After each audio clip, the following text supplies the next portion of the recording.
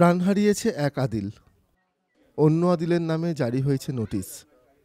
এক আদিলের বাড়িতে শোক আছে, তবে তা ছাপিয়ে যাচ্ছে এক বীরত্বের অনুভূতি। অন্য আদিলের বাড়িতে একরাশ হতাশা আর ভয়। জঙ্গিদের হাত থেকে বন্দুক ছিনিয়ে নিতে গিয়ে মৃত্যু হয়েছে আদিল শাহের। আর কাশ্মীরের পহেলগামে নিরাপরাধ পর্যটকদের ওপর যারা গুলি চালিয়েছিল, সেই নৃশংস জঙ্গিদের মধ্যে অন্যতম আরেক আদিল, আদিল ঠোকর। এমনই অভিযোগ পুলিশের। 2018 সালে বাড়ি ছেড়েছে আদিল। তারপর আর কখনো ছেলেকে দেখতে পাননি তার মা শাহজাদ।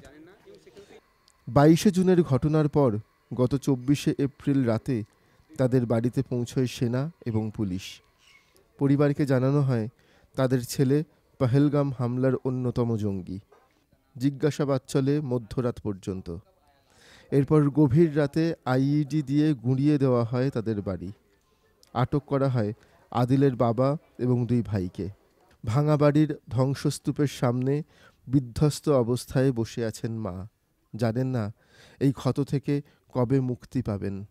तमे दो एम दह वाक़ गो मे निक खानदार तड़क जो बेहज निक बे लड़क जो पितर बॉय जज तम 5 मान अके गरक 5 नफर तम बंद बह दहस बंद गॉडनिक दह नीहस बह 4 बजे तम बंद गॉडनिक दह पे त्रोस बह यल वुच मे बुथ कहें तम सर अगर पता कि सह वन ना क्युत क्या बुथ वुच मे सह टोटली जहई।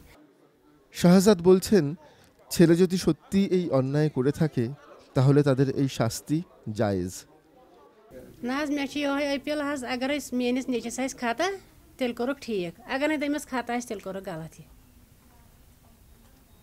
तेल कोरुक बोड़ बार गलत मोजूर गाँव मे कर शुर तज मोजूर खानदार त मोजूर वन कत करो बे नव मोजूर तो बनाओ আদিলকে খুঁজে বার করে চরমতম শাস্তি দেওয়া হোক। বলতে বলতে কণ্ঠ রুদ্ধ হয়ে আসে মায়ের। প্রশ্ন তোলেন, ছেলের শাস্তি পরিবারকে দেওয়া হবে কেন? रात 8 बजे के करीब सिक्योरिटी फोर्सेस ने यहाँ पे सर्च ऑपरेशन स्टार्ट किया।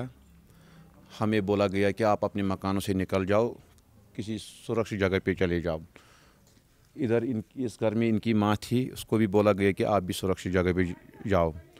फिर काफ़ी देर तक ऐसा ही चलता रहा। फिर रात 12:30 बजे के करीब एक ज़ोरदार धमाका हुआ जिसकी आवाज़ पूरे इलाके में सुनाई दी। फिर सुबह जब हम आए तो देखा कि ये मकान जो है आदिल ठुकुर के बाप का, उसके दादा फिर बाप का, तो ये ज़मीन बोस हो गया। तो फिर हम यही देखते रह गए। আইইডি বিস্ফোরণে শুধু আদিলের বাবার বাড়িই নয়, কাঁচ ভেঙেছে, জানলার কপাট ভেঙেছে আশপাশের বাড়িরও। প্রতিবেশীরাও গোটা ঘটনায় সন্ত্রস্ত, বিহ্বল। প্রশাসন জানিয়েছে, বছর আড়াই আগে আদিল তার মাকে একবার ফোন করেছিল। কয়েক মিনিটের সেই কল ট্র্যাক করেই আদিলের খবরাখবর জানতে পারে তারা। জানা যায় জঙ্গি গোষ্ঠীতে নাম লিখিয়েছে সে সময়ও বেশ কয়েকবার এই বাড়িতে তল্লাশি চালিয়েছে পুলিশ এবং সেনা। এরপর বাড়ির সঙ্গে আর কখনো যোগাযোগ করেনি আদিল।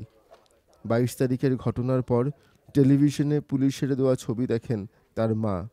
ওই ছবি তিনিই পুলিশকে দিয়েছিলেন। ভেঙে পড়া বাড়ির ভিতর ধুলোমাখা স্মৃতি, শয়ে শয়ে ক্যামেরার লেন্স প্রতিনিয়ত নগ্ন করছে আতঙ্কের বাতাবরণ বারবার।